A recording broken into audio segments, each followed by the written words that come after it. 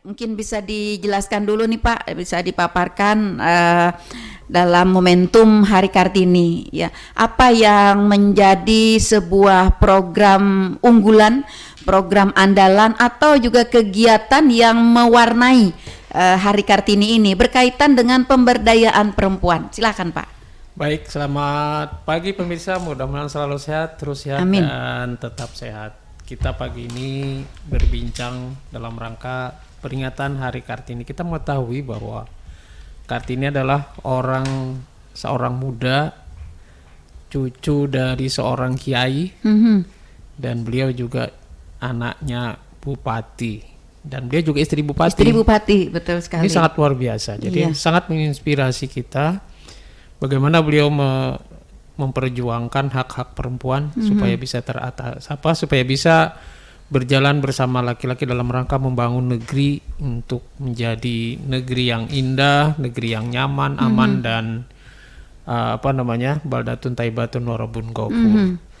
Dan kita melihat banyak sekali kegiatan-kegiatan yang beliau, sehingga beliau juga dianugerahi pahlawan nasional. Iya, betul. Dan artinya udah lama pada zaman Pak Presiden Soekarno beliau sudah diterbitkan keputusan Presiden dalam rangka pengangkatan beliau sebagai pahlawan nasional. Tentunya Pak, ini bukan hal yang main-main. Tapi betul. Kalau kita lihat perjuangan beliau ini sebentar. Kenapa bisa diangkat yang demikian? Tentunya ini ada titik-titik yang sangat titik-titik yang bisa dijadikan momentum untuk yang ke depan.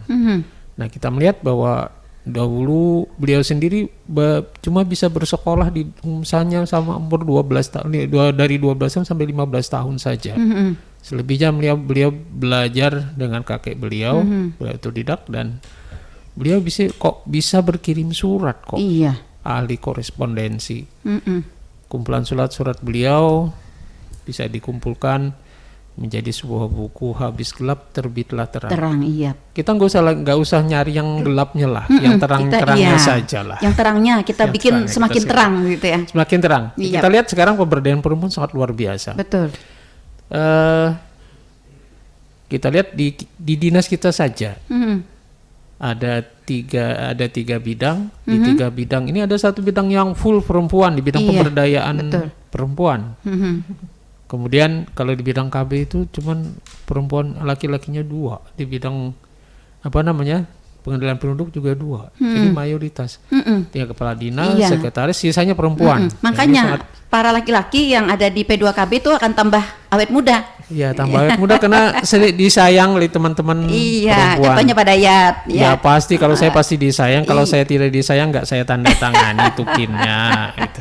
Iya, betul. Jadi kita melihat dari sekarang berbagai program dalam rangka pemberdayaan perempuan.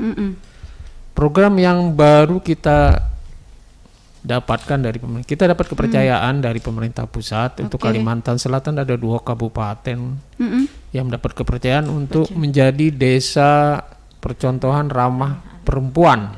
Oh, bagus. DRPPA, Daerah Perempuan dan Peduli Anak. Yaitu satu yang tolok ukurnya adalah pertama diminta oleh pusat yang bupatinya perempuan. Atau yang camatnya perempuan? Bukan, bupatinya perempuan, camatnya perempuan bisa, kepala desanya perempuan. Nah, kebetulan di Kalsel ini agak rame. Satu terpilih Kabupaten Barito Kuala. Ibu bupati. Bupatinya perempuan. Kemudian Tanah Laut juga laki-laki, cuma camatnya ada laki-laki, ada perempuan. Untuk di Kabupaten Tanah Laut tadi 2 kecamatan terpilih untuk 2 desa masing-masing. 1 kecamatan Plehari, camatnya perempuan. Kemudian desa terpilih, desa yang kepala desanya laki-laki, desa Sumber Mulia. Kemudian yang kedua adalah desa Bajuin. Nah, kecamatan Bajuin ini camatnya laki-laki, tapi kadesnya perempuan. Ya, ini akan dilihat nanti bagaimana pemberdayaan perempuan di 2 desa yang berbeda. Apakah nanti yang dipimpin oleh seorang perempuan ini lebih banyak kalau kita ukuran timbangan itu lebih berat itu daripada lebih yang berat kepala berpihak desa kepada laki-laki perempuan. perempuan, iya. Atau sebaliknya, Iya. itu laki-laki yang lebih memperhatikan. Tapi kalau sementara kita lihat laki-laki yang sangat memperhatikan perempuan. Soalnya perempuan dengan perempuan kan tidak terlalu memperhatikan. Iya, aneh juga kadang.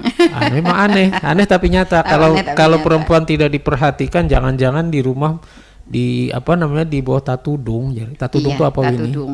Sesaji bisa sandal gapit di situ. Iya, Nah, betul. kalau laki-lakinya wajib memperhatikan perempuan. Nah, jadi dua kegiatan ini kalau kita lihat sangat luar biasa. Kemudian ada relawan sapanya di situ. Kita sudah kemarin alhamdulillah kita dapat kunjungan dari Kementerian PPA dalam rangka kegiatan ini dan kemudian terus berlanjut kita untuk ke depan. Nah, kemudian kalau kita lihat lagi peran perempuan yang kita banggakan. Satu, hari ini Kabupaten Tanah Laut kita mendapatkan penghargaan seorang perempuan pemerhati pendidikan masyarakat. Bu Aryani dari desa Tebing Siring. Oke. Insya Allah pada Tingkat nasional ya, Pak? nasional kita semua kabupaten dapat, alhamdulillah. Kebetulan kita bidang pendidikan. Hari ini beliau mengikuti upacara peringatan Hari Kartini di Mahligai Pancasila bertemu dengan Pak Gubernur. Nah, sedangkan kepala dinasnya nggak diundang. Iya. Jadi bersyukurlah masyarakat kita yang bisa ketemu dengan Pak Gubernur. Jadi kita lihat demikian. Peran perempuan juga itu sangat luar biasa. Oke. Lihat di mana lagi? Di bidang pergerakan keluarga, pembangunan keluarga dan keluarga berencana. Oke. Kita lihat di situ semua perangkatnya hampir 90% Adalah perempuan. adalah perempuan. Iya, betul sekali. Contoh di mana? PPKBD, pembantu apa Pak Yayan? PPKBD itu. PPKBD. Pembantu Pembina KB Desa. Wah, pembantu pembina KB desa. Ulun pada kada tahu aja. Iya. Pembantu ini semua hampir semua perempuan. Kemudian sub PPKBD, ya semua perempuan. Nah, kemudian kita lihat lagi turun lagi ke bawah ke kegiatan Poktan, kelompok kegiatan. Kelompok kegiatan kita dalam rangka membina keluarga. Kita ada Tribina. Tribina, TB ya kita. Jadi istilah kita sekarang TB. Iya. Tribina. Kalau dulu kan ada bina-bina gitu ya. Ya, dulu Iya. bina-bina. Iya. Bina. Oke. Nah, TB. Jadi di sini ada bina keluarga balita, Iya. bina keluarga remaja, kemudian keluarga bina lansia. keluarga lansia. Rata-rata yang mengawal ini adalah sosok-sosok perempuan yang tadi dikawal oleh PPKBD, sub PPKBD.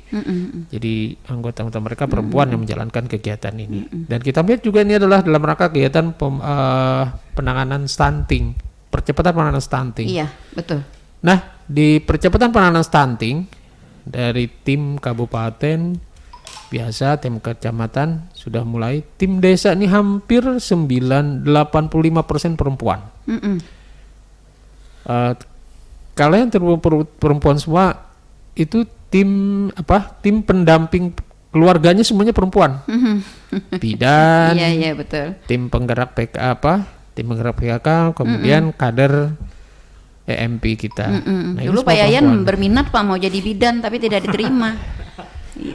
itu dulu lagi masih kurang. Iya, Pak Yayan boleh masuk. Sudah hampir masuk Pak Yayan sebenarnya Iya, sudah sudah sampai hampir, pintu iya. terakhir, tapi ada satu palang pintu yang nggak bisa dilewati. Iya, pantuhir Pak, gugur di pantuhir.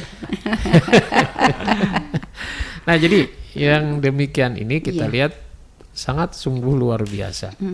Dan kita lihat dengan tampilnya kader EMP kita ini, institusi pergerakan pembangunan masyarakat ini. Ini akan memberi warna cerah karena di situ kita akan mendapatkan data-data bagaimana data-data ibu hamil, data-data pasangan usia subur, calon pengantin yang akan nanti kita dampingi. Kemudian ada anak-anak baduta, balita dan anak-anak remaja. Nah, di sini pergerakannya akan sangat ditentukan oleh teman-teman oleh saudara-saudara perempuan kita di sini. Jadi kalau pemberdayaan perempuan ini sudah banyak dan nah tinggal ada satu hal lagi. Kita menghimbau pada masyarakat kita, yuk ikut bergabung di bina-bina ini, TB-TB. Jangan lupakan. Kenapa demikian?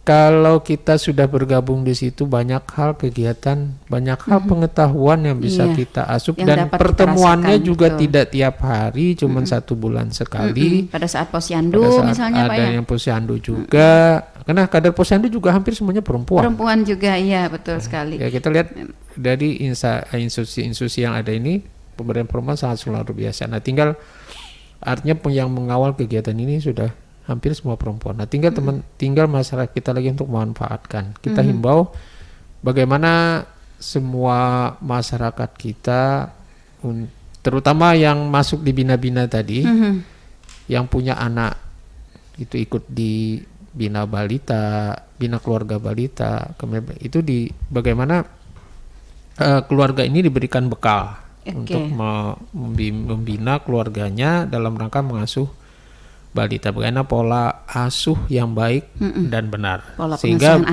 pola pengasuhan anak, sehingga anak ini tidak terjadi stunting. Itu sudah ada. Tidak terjadi juga penyimpangan perilaku. Nah kemudian kalau begitu sudah masuk nanti ada anak remaja juga, ibu-ibu yang punya remaja ini ikut bergabung lah di bina keluarga remaja. Betul sekali. Yang demikian karena artinya, juga penanganan remaja saat ini cukup rumit juga, ya apalagi dalam era 4.0 ya Pak ya, remaja kita milenial kita ini begitu begitu luas ininya dengan adanya internet dan lain-lain gitu, ya penting sekali. Remaja kita mungkin badannya dalam kamar atau di dalam kelambu, tapi dia sudah berada di negeri lain. Iya betul sekali, di luar dengan gadgetnya. Cuma memang masih kita lihat memang beberapa wilayah sinyal-sinyal itu agak susah. Contoh kayak tebing siring, di Bajuin itu agak susah sekali masih untuk yang saat ini. Nah jadi artinya satu sisi, nah di bina-bina ini tadilah kita berkumpul, masyarakat berkumpul, kemudian, nah kalau di bina keluarga remaja ini bagaimana sekeluarga itu memperlakukan remaja, dan kemudian remajanya juga harus ikut aktif dalam PIK remaja, pusat informasi dan konseling remaja. Di situ kan ada kegiatan-kegiatan yang sangat bermanfaat. Nah, apalagi dengan generasi berencana. Stop apa? Nah, kemudian kita tahu juga, tidak lupakan kita semua akan sebentar lagi juga akan jadi lansia. Saya sudah kayaknya nih. Belum lah. Bila pensiun nih kayaknya sudah lansia gitu. Ya, kita sudah lansia. Jadi sebentar lagi kan masuk lansia. Jadi yuk bergabung di bina keluarga lansia. Nah di sini juga pihak Kementerian Kesehatan juga ada posyandu lansia. Nah di ini supaya kita semua masyarakat kita ini dalam keadaan sehat, kuat, kemudian masih tetap berkreasi, kemudian tetap berkarya. Nah jadi ini sangat tadi perempuan-perempuan ini sangat membantu sekali dan sangat berperan sekali di sini. Kita tidak menyadari bahwa di samping yang berperan sebagai bidang karir, juga banyak teman-teman kita yang sudah menjadi saya juga kaget-kaget penentu keputusan. Di Kalimantan Selatan tinggal kepala dinas provinsi, kabupaten Tabalong dan Tanah Laut yang laki-laki, kepala dinasnya. Jadi semua yang lain perempuan. Sudah perempuan. Jadi kadang-kadang risih juga lebih di tempat identik ibu-ibu ini. DP2KB P3A. Iya. Selalu katanya mau perempuan gitu. Iya. Itu juga di KB-nya juga banyak yang perempuan. Jadi ini. Tapi alhamdulillah ya Pak Yayan, kepala dinasnya meskipun laki-laki ya, tapi tahu dengan kondisi perempuan gitu. Iya. Ya, harus tahu lah. Harus tahu lah, iya. Soalnya tadi kalau nggak ada sendal jepit di bawah saji ya. Bawah saji atau tidak, ya itulah. Atau guring di paling belakang, iya. Ya baik, Pak Dayat, kalau yang tadi Bapak sampaikan adalah bagaimana peran perempuan kita sudah dievaluasi ternyata di lapangan ya, di mana-mana perempuan-perempuan kita sudah begitu banyak berperan membantu dalam hal pemberdayaan perempuan, program-program pemberdayaan perempuan. Ya, secara kuantitas ya sudah cukup banyak nih, kita sudah cukup banyak. Nah, lalu bagaimana Pak upaya dari pemerintah kita dalam hal ini Dinas P2KB P3A dalam meningkatkan kualitasnya, Pak? Dalam peningkatan kualitas peran perempuan ini kita juga sering melakukan kegiatan-kegiatan pertemuan di baik di kantor, di lapangan, ataupun di tempat-tempat tertentu. Ya bagaimana kita memberi, salah satunya itu tadi di kegiatan Poktan ini tadi kita akan selalu memberikan ada tip-tip tersendiri. Artinya bukannya menyemati, tip itu artinya sesuatu yang kita berikan di luar modul. Iya. Biasanya modul mereka apa, nah kemudian kita berikan tip apa. Nah di situ berarti ini modul rahasia. Modul rahasia. Iya. Artinya hadiah tersendiri untuk sesuatu kegiatan. Biasanya berupa tip apakah itu dalam rangka meningkatkan keekonomian, kemudian dalam rangka bagaimana mereka membangun komunikasi yang baik antara sama. Artinya dengan membangun komunikasi yang baik, kita yakin namanya rezeki yang selalu kita gadang-gadang itu insya Allah akan menyertai perjalanannya. Oke, baik, saya ke Mbak Eko dulu nih, Mbak Eko, Kabid Pemberdayaan Perempuan Perlindungan Anak. Tadi kita edisi spesial ya Mbak Eko dalam rangka Hari Kartini begitu ya, dan kita memang Hari Kartini ini kita gaungkan betul begitu karena semangat Hari Kartini ini luar biasa, memberikan motivasi ya kepada seluruh perempuan ya untuk bangkit ya dari tadi kata Pak Dayat, dari kegelapan menjadi keterang benderang, dari yang sudah terang menjadi lebih terang lagi begitu.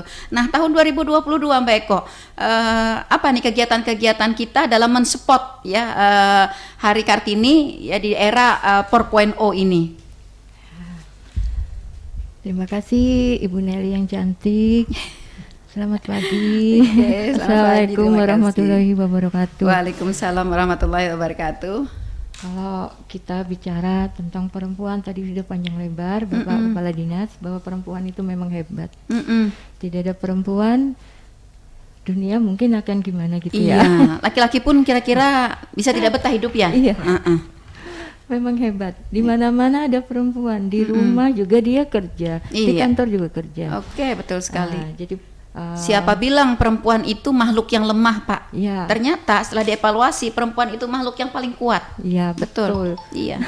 Dari pagi bekerja ya sampai dengan malam hari, tengah malam juga bisa dibangunkan, bukan untuk bekerja tapi untuk dikerjain ya. Iya, seperti itu. Oke, lanjut baik kok. Jadi kegiatan kita pada saat sekarang ini banyak ke pemberdayaan perempuan dalam hal pemberdayaan perempuan. Di antaranya kita banyak menangani kasus dulu, kasus yang terjadi, kasus kekerasan ya, terhadap anak dan perempuan. Bagaimana nih kondisinya Mbak Eko? Meningkatkah dari tahun kemarin atau menurunkah atau bagaimana? Lebih rumit lagi begitu? Iya. Kalau dilihat dari tahun kemarin, kita ini baru memasuki triwulan ini ya, baru triwulan pertama. Iya. Kayaknya kalau bulan pertama ini kita baru ada, kalau kasus anak itu ada baru beberapa yang ada di Asam-Asam.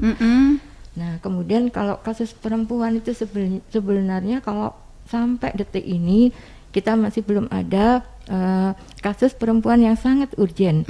Tetapi bukan terus kita lengah ya. Iya. Kita tetap memberikan masukan-masukan nih kepada ibu-ibu yang baik ada di desa juga sebagai upaya pencegahan. Betul. Iya. Terus kepada remaja putrinya juga Bu Nelly, masalahnya dia kan calon ibu. Iya. Banyak kita beri masukan bagaimana kita siap jadi seorang ibu dan seorang wanita. Sebagai seorang wanita itu semua bisa ya. Seorang ibu kadang-kadang ada yang nggak bisa, ada yang bisa, tergantung kualitasnya karena kondisi. Nah, kebanyakan juga kasus perempuan, mungkin Bu Nelly ini kan pakarnya juga dulu, udah tahu ya. Udah lupa kayaknya. Masa sih? Iya, tidaklah. Kayaknya tetap banyak kekerasan di dalam rumah itu sendiri.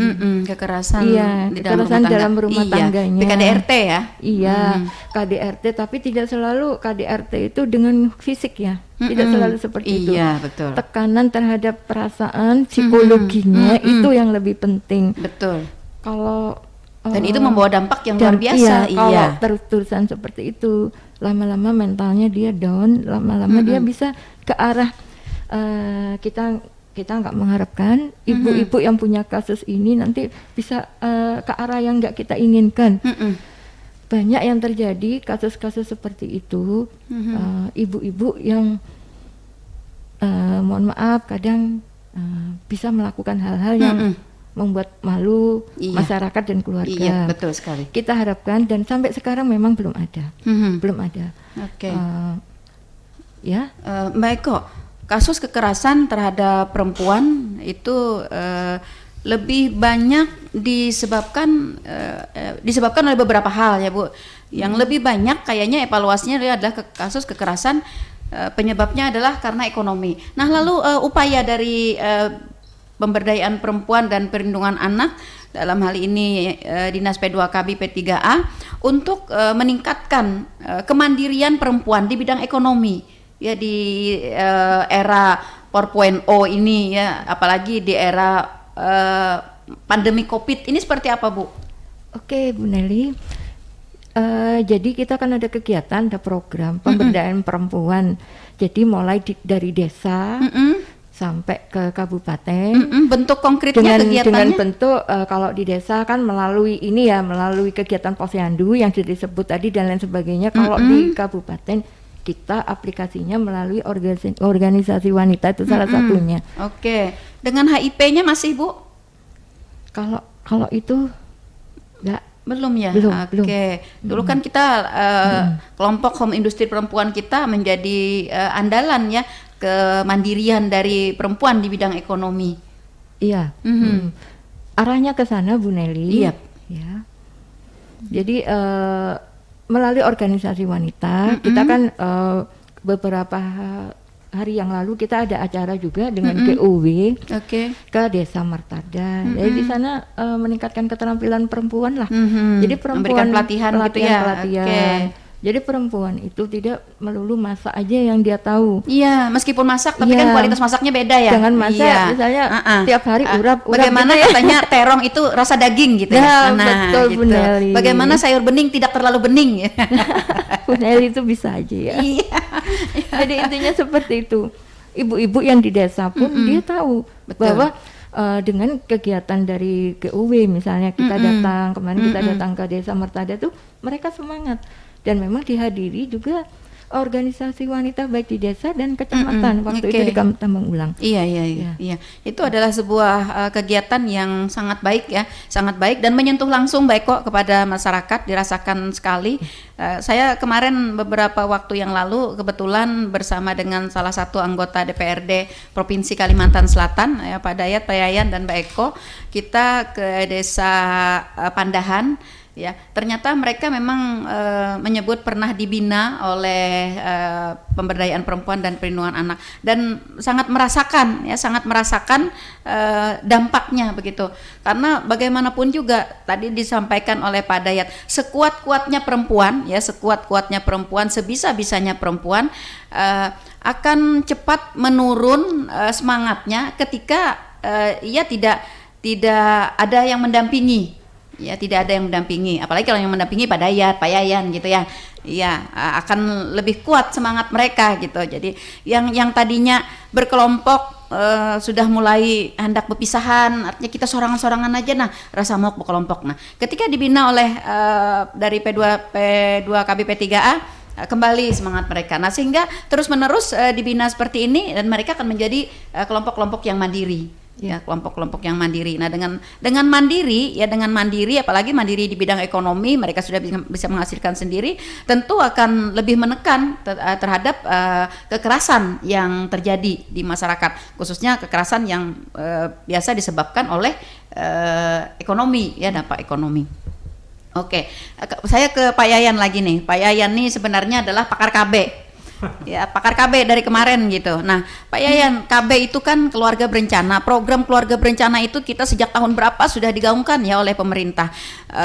Tapi sampai saat ini Pak, masih ada nih masyarakat kita yang istilahnya masih tidak mengikuti atau tidak memahami dari program KB itu sendiri ya. Ada kemarin yang bertanya bahwa saya kan mau buah ikut KB itu, kan KB itu membatasi anak cukup 2 aja. Nah, padahal oleh abahnya hendak 6 biar bisa bikin tim poli gitu ya. Kebetulan orang tuanya ini kemarin juara poli gitu ya, pemain poli. Nah, seperti itu.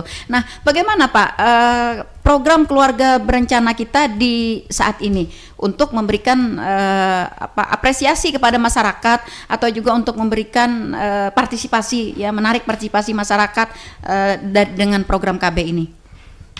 Terima kasih Bu Nelly. Assalamualaikum warahmatullahi wabarakatuh. Selamat pagi pemirsa sekalian. Saya memang hidup dari KB asal muasal. Iya. Kemudian ke mana-mana, akhirnya kembali pulang. Iya. Kembali pulang ke rumah sendiri. Iya. Ke pangkuan. Saya ingat dulu program KB ini memang gencar-gencarnya Bu. Gencar sekali. Sampai-sampai semua jurusan, saya ini kan jurusan pertanian nih. Iya. Ke KB tidak pernah ke pertanian. Iya. Nih jadi sampai orang pertanian ya, orang pertanian sebenarnya yang salah arah. Jadi saya penyuluh KB. Oke. Jadi kami dulu karena gencarnya KB ini, diterima itu hampir semua jurusan Bu. Hampir semua jurusan karena kami diminta untuk mengabdi di desa. Jadi kan jurusan ini kan pertanian. Tahun berapa itu Pak Yayan? Tahun 93 Bu. 93, ya, oke. Kan banyak petani. Jadi istilahnya kami kan mengetahui lah kondisi-kondisi petani. Nah, jadi masuk di sana. Oke. Nah, kemudian penyuluh ini dulu penerimaannya banyak sekali Bu. Banyak sekali. Sehingga kita bisa melaksanakan KB ini dengan gencar dulunya. Iya. Kemudian seiring waktu kami yang penyuluh ini banyak yang dimutasi overhang kemana-mana, sehingga akhirnya banyak yang pensiun juga gitu ya, jadi berkurang-kurang. Iya. Dan yang penerimanya ini sedikit lah, sangat terbatas. Oke. Oleh sebab itu pada saat ini terus terang saja kami untuk pelayanan KB ini agak terhambat. Agak terhambat karena tenaganya ini semakin berkurang. Dulu satu PKB itu membina paling banyak 4 desa, 3 desa, 4 desa. 4 desa itu saat juga sudah ini banyak. Sudah banyak dulu. Iya. Saat ini hampir 7 desa ada yang. Masya Allah, ya, 7, begitu. Ya, iya. Satu orang. Nah, bayangkan dengan kondisi beban demikian kerja yang semakin banyak, penduduk semakin banyak. Iya. Dengan kondisi tenaga seperti itu, maka akan sulit. Nah, kemudian pada saat ini untuk perkembangan KB memang tidak segencar dulu anunya. Gaungnya. Karena dianggap saat ini kan di kita, masyarakat kita ini sudah mengetahui di mana-mana, di internet dan sebagainya masalah KB ini.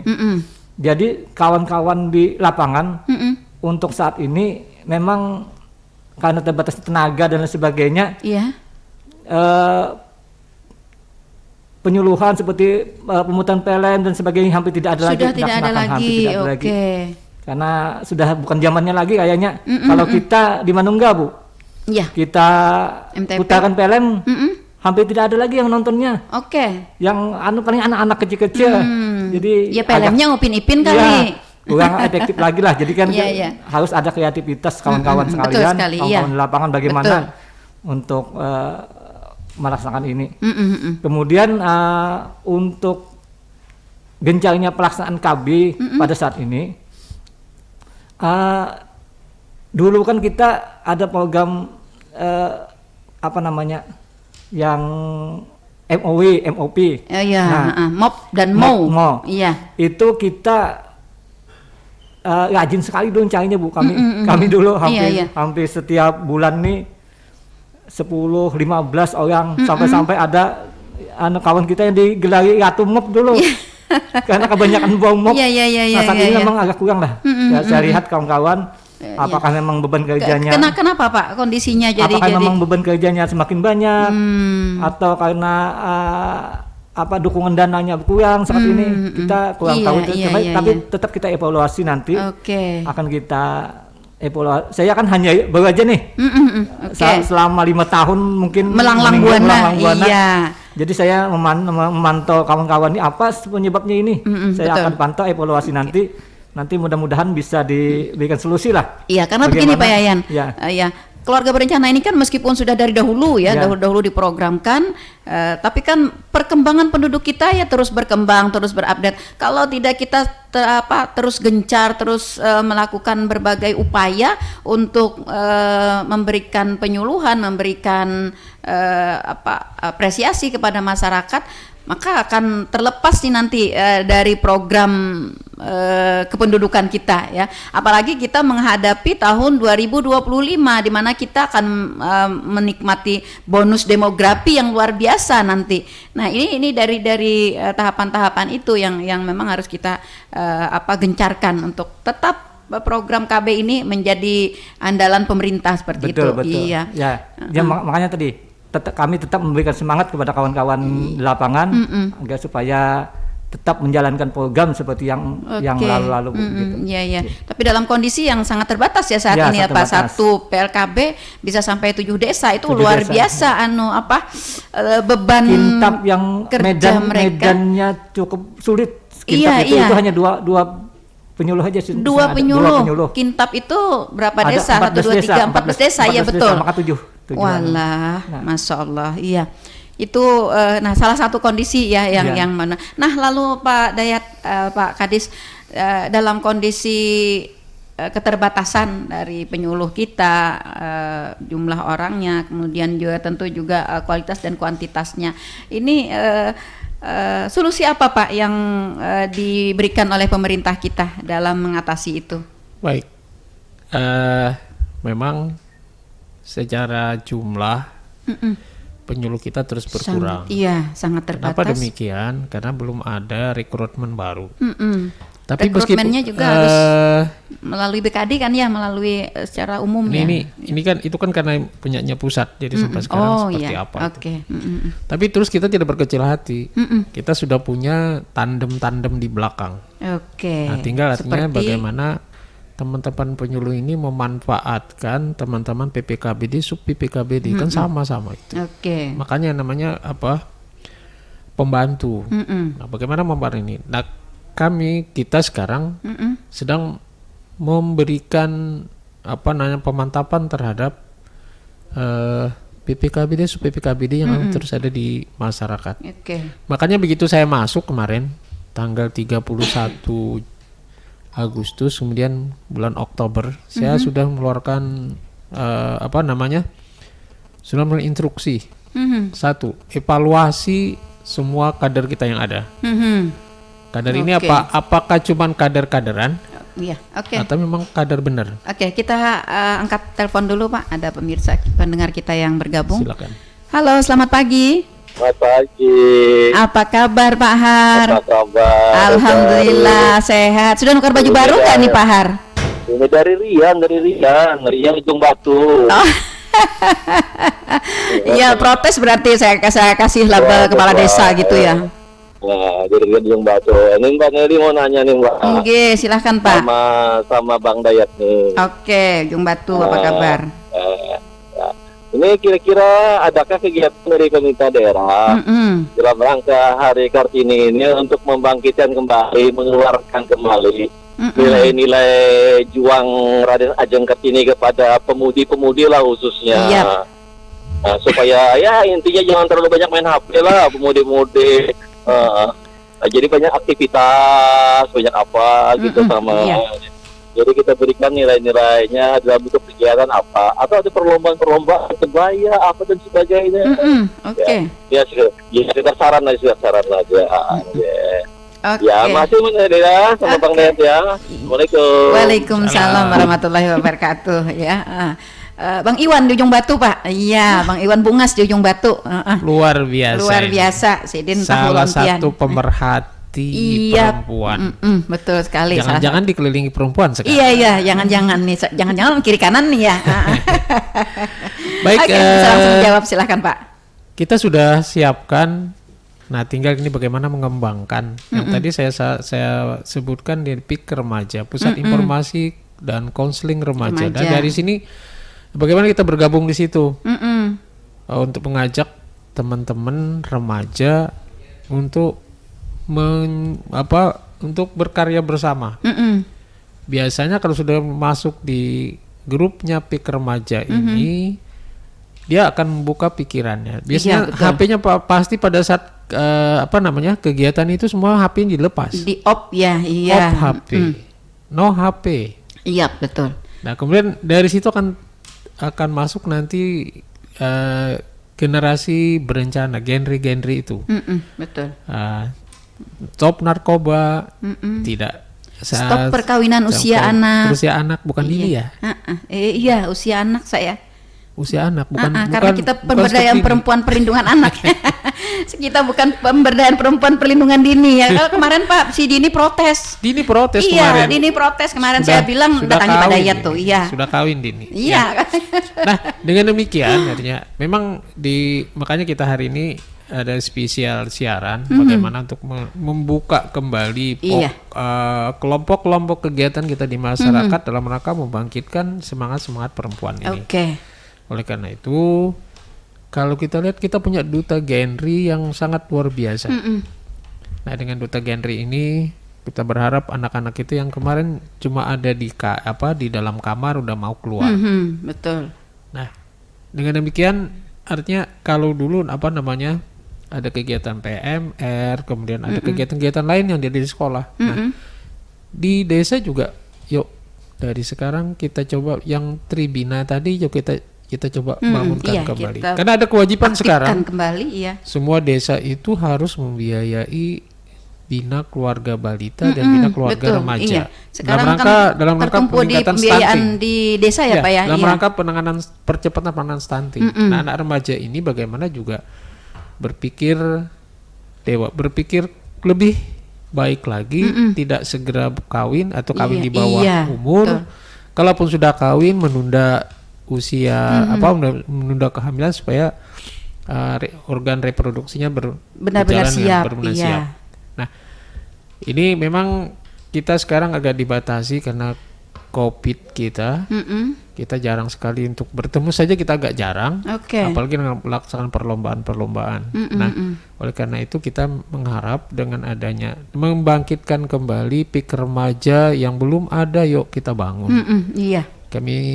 Kami siap di markas besar pembangunan keluarga dan keluarga berencana. Jadi di kantor itu adalah markas besar kita. Iya, betul. Dalam rangka pemberdayaan perempuan, pembangunan keluarga maupun keluarga berencana. Keluarga berencana, iya. Iya. Baik. Nah, itu ya Bang Iwan di Ujung Batu ya. Melalui PIK-R, kegiatan-kegiatan untuk remaja, untuk pemuda dan pemudi ya, diharapkan dapat terus diaktifkan. PIK-R dari berbagai unsur ya Mbak Eko, ada dari sekolah, dari masyarakat dari Karang Taruna juga ya. Nah, ketika PIK-R ini nanti akan aktif, benar-benar aktif, maka ia dapat sangat membantu kepada masyarakat, kepada para remaja kita. Karena remaja ini kan insan yang unik ya, insan yang unik. Di satu sisi mereka sedang berkembang pemikiran dan lainnya, tetapi di sisi lain mereka kadang-kadang sangat terbatas, sangat membatasi diri begitu. Nah, kadang-kadang dengan orang tua pun tidak mau bercerita, Pak Yayan. Ini ibu ya, ibu biasanya dengan anaknya, apalagi anak perempuan. Kadang-kadang anak perempuan juga tidak semuanya bercerita dengan ibunya gitu ya, apalagi dengan abahnya. Apalagi abahnya pina anak tarik aja ya. Nah, tapi dengan teman dia sendiri di dalam Pick R itu ya, dia sama-sama remaja, teman-teman, dia bisa bercerita secara habis-habisan gitu ya, mengenai reproduksi, mengenai kondisi, misalnya pada saat kan biasanya begini, pada saat haid biasanya ya, anak-anak tuh bisa mengalami sakit, mengalami nyeri, mengalami apa gitu. Nah, saya juga heran Pak, saya kemarin ada di Pick R SMP Negeri 1 ya. Anak-anak ternyata membicarakan ini. Cucu saya itu tidak pernah berbicara dengan saya tentang itu gitu, tapi dia berbicara tentang itu dengan teman-temannya. Nah, ini salah satu hal yang menjadi luar biasa dalam Pick R tersebut. Ya, kita berharap mudah-mudahan ya Pak, Pick R kita di desa-desa, di sekolah-sekolah ya tetap diaktifkan. Makanya Pick R, dalam Pick R kita ini kita berikan di situ kan ada namanya konselor sebaya, ada guru sebaya, iya. Ya ada teman sebaya yang lebih, yang siapa yang bisa dijadikan panutan. Iya. Nah itu kita berikan masukan-masukan apa saja yang mereka perlukan. Nah biasanya kalau mereka juga selalu kontak ke kita, manakala mereka melakukan kegiatan dan ada yang perlu mereka tambah. Contoh misalnya, oh Pak, ini Bang, ini biasanya ada panggil Abang, ada Bapak. Iya. Ini kami sedang ini, kira-kira ada saran nggak untuk kegiatan ini? Oke, betul. Nah, jadi dari situ mereka juga, makanya HP kami buka terus. Standby ya Pak? Standby. 1x24 jam? Insya Allah. Oke, nah kemudian bagus sekali. kita sudah dikenal bahwa tanggal merah itu tidak ada. Betul Pak. Kalau saya tanggalnya merah semua gitu. Jamnya mulai juga, Januari kemarin. Jamnya juga tidak tetap. Jadi apapun masalah yang mereka sampaikan, kita akan segera untuk antisipasi.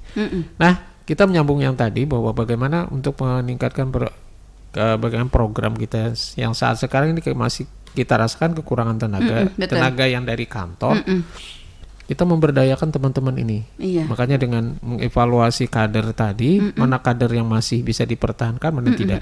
Kita juga tahu bahwa ke depan semua kader ini harus pinter gadget. Karena laporan mereka sudah lewat situ. Oh begitu. Satu itu demikian, dan kemudian kader-kader kita ini juga harus update juga. Bukan saja sebagai saya kader tapi nggak bisa kerja, enggak.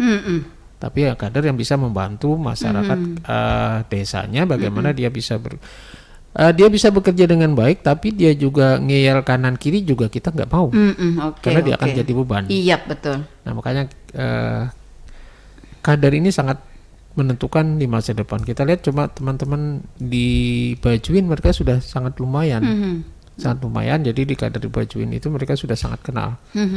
Sedikit kita sentil, mereka sudah bisa menjabarkan ke apa yang akan mereka kerjakan. Nah, luar biasa. Iya. Sangat luar biasa. Sudah kita luar biasa, ya betul. Loka Karya Mini di masing-masing kecamatan untuk peningkatan bagaimana mengatasi kekurangan tenaga kita ini. Memang kalau kita lihat bahwa penyuluh-penyuluh kita yang ada ini syarat dengan semua kegiatan. Semua tertumpu pada mereka. Bidang A, bidang B, bidang C, apalagi tambahan yang macam-macam. Nah, sehingga mereka juga cukup fokus di situ, dan untuk tambahan yang lain, dan mereka juga harus memanfaatkan bagaimana mereka ngambil data di desa, bagaimana mereka dapat cerita dari desa.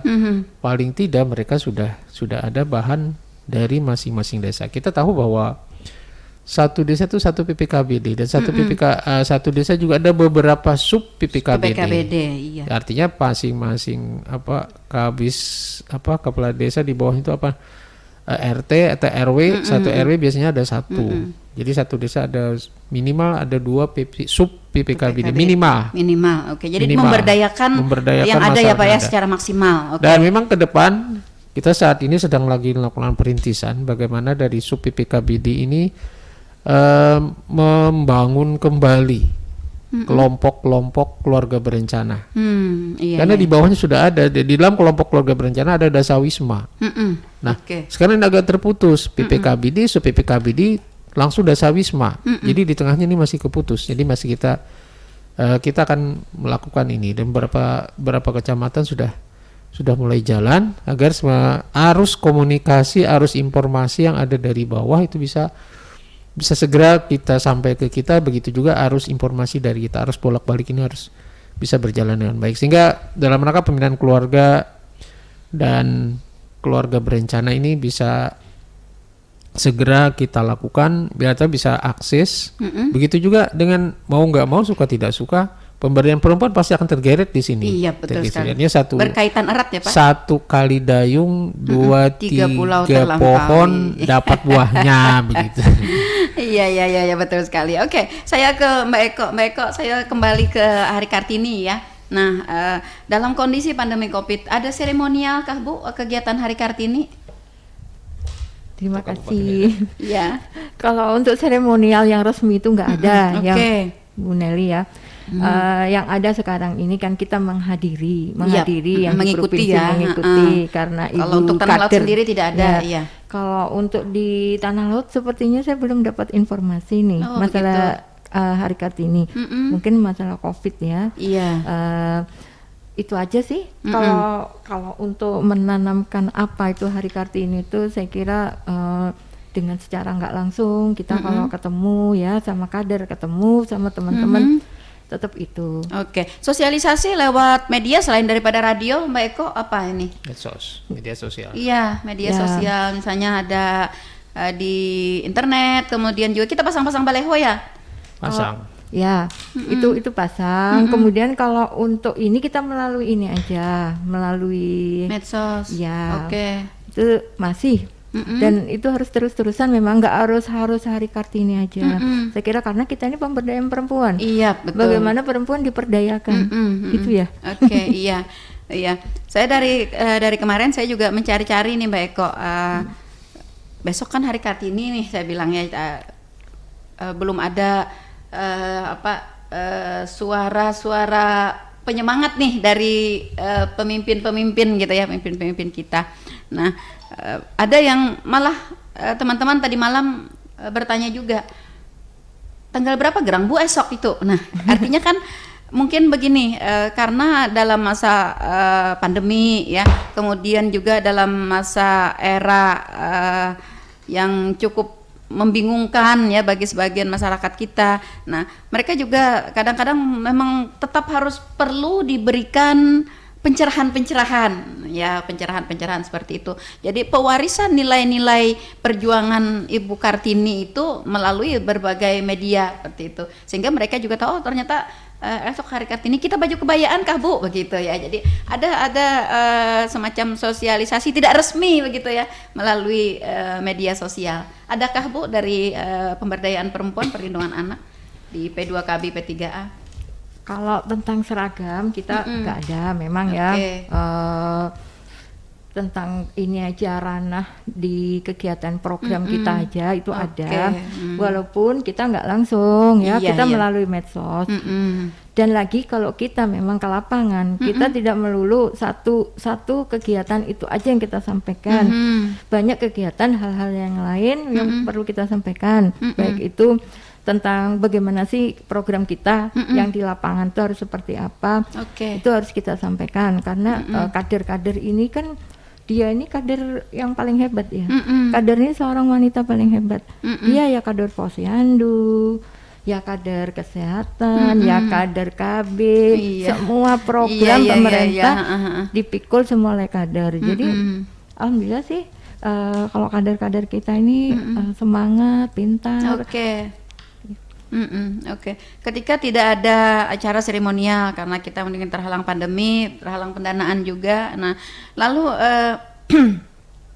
upaya kita juga untuk menggaungkan Hari Kartini hari ini, adakah misalnya dengan surat edaran begitu Mbak Eko, misalnya surat edaran yang ditandatangani oleh Pak Bupati ke dinas-dinas, pada hari ini seluruh karyawan perempuan begitu ya harus atau dihimbau untuk memakai kebaya atau apa gitu. Nah itu dia yang saya bilang tadi, ini sampai saat ini memang belum ada ya. Belum ada ya. Baik, tapi kalau baleho sudah ada ya Bu ya, baleho sudah terpasang, sudah banyak gitu, sehingga memang salah satu juga yang akan mengingatkan kepada masyarakat kita ya dalam rangka menggaungkan semangat Kartini. Karena Kartini ini luar biasa ya, kalau kita lihat perjuangan Ibu Kartini ini seperti yang tadi disampaikan oleh Pak Kadis, Pak Dayat, beliau tidak berjuang dengan senjata, ya, tetapi berjuang dengan kata-kata, begitu ya. Nah, berjuang dengan kata-kata melalui surat-suratnya. Kita juga berharap ya Kartini-Kartini kita saat ini dapat mewarisi semangat-semangat Kartini, Ibu Raden Ajeng Kartini, meskipun dalam kondisi kita sudah begitu modern, sudah begitu 4.0 ya, sudah begitu digitalisasi ya, tetapi tetap semangat itu harus tetap kita jaga agar memang tetap terpatri ya di dalam jiwa para Kartini-Kartini kita. Betul, bukan Kartono, nih dua nih Kartono. Bisa kita tambahkan ya sedikit. Silahkan, baik kok. Sebenarnya kan kita 99,9% itu kader kan wanita ya. Semua kegiatannya wanita yang mengerjakan. Kalau aplikasi tentang Kartini pada era sekarang ini, saya kira kan tidak harus yang seperti dulu, wanita zaman dulu. Nah, sekarang mereka sudah maju. Kader pun pintar-pintar sekarang. Karena dia bisa jadi apa aja. Satu orang kader ini, orangnya ya itu yang sama. Kalau kita amati, mereka pintar-pintar. Iya, betul sekali. Jadi kalau menurut saya sih Kartini pada zaman sekarang itu bisa diaplikasikan kepada perempuan-perempuan, para wanita-wanita yang memang dia tuh eksis mengikuti program pemerintah. Walaupun mereka itu bukan orang pemerintahan ya. Kalau misalnya kita lihat di desa itu mereka rata-rata ibu rumah tangga. Semuanya. Nah, kebetulan kok bagus semua saya lihat. Pintar-pintar dia. Ikut mengikuti program pemerintah ya Bu, tapi bukan hanya mengikuti tetapi juga berperan serta. Iya, berperan serta. Dalam segala program-program pemerintah. Baik. Sepertinya saya baru melihat di waktu nih Pak. Waktu kebersamaan kita sudah berada di penghujung dalam Talkshow. Tidak terasa ternyata kalau berbicara soal perempuannya Pak Dayat, iya. Gak habis-habis. Iya, nggak habis-habis ya, dari ujung ke ujung akan selalu menarik begitu ya Mbak Eko. Kalau berbicara di sisi perempuan, banyak sisi yang perlu kita telaahi ya dari seorang perempuan ya, apalagi dalam era Kartini modern yang dalam kondisi 4.0 pada saat ini. Baik Pak, di penghujung Pak Dayat silahkan statement closing Bapak tentang pemberdayaan perempuan, perlindungan anak dan keluarga berencana. Baik, kita mengetahui bahwa semua kegiatan ini akan berjalan dengan baik apabila kebersamaan kita selalu kita pupuk, selalu berjalan dengan lancar. Oleh karena itu mari kita bersama-sama melakukan kegiatan-kegiatan yang bisa menambah pengetahuan, keterampilan remaja-remaja perempuan. Kemudian jangan lupa juga dengan yang laki-lakinya. Iya, meskipun program pemberdayaan perempuan tapi tetap harus melibatkan laki-laki Pak ya. Iya. Melalui program Bangga Kencana kita, insya Allah pembangunan keluarga ini, masyarakat kita ke depan, asal semuanya bisa mengikuti kegiatan, insya Allah akan lebih baik. Amin. Kita mengetahui bahwa memang untuk keluarga berencana ini sangat kita perlukan. Kenapa demikian? Kita tidak ingin bonus demografi kita tahun 2040 itu hilang menjadi beban masyarakat kita. Betul. Oleh karena itu dari sekarang melalui Perpres 72 2021 ini percepatan penanganan stunting sangat ditekankan. Dan sekarang kalau dulu kita sedikit-sedikit dan sekarang semua desa sudah harus melaksanakan kegiatan ini. Dan semua desa juga bergerak, di mana gerakan perempuan yang ada di desa-desa ini sangat luar biasa. Saya pernah bertanya, kenapa mau jadi kader? Apakah karena ada uang? Ada honornya gitu? Ada honornya itu besar. Atau ada souvenirnya berapa? ya, ada dari souvenirnya berapa? Ya. Kalau ada souvenir, alhamdulillah katanya. Iya. Tapi yang membingungkan saya itu, yang kejut saya, ini panggilan hati. Panggilan Pak. hati, betul sekali. Saya bilang panggilan hati kenapa? Apa gunanya itu? Terus ada yang kebetulan ketemu dengan kader yang sudah tua. Bapak, saya dengan mengikuti jadi kader ini saya sudah jalan-jalan keluar wilayah. Kemana saya bilang? Saya pernah ke Jakarta, ke Bogor, kemudian ke Lombok, ke Bali. Dengan saya ikut kader.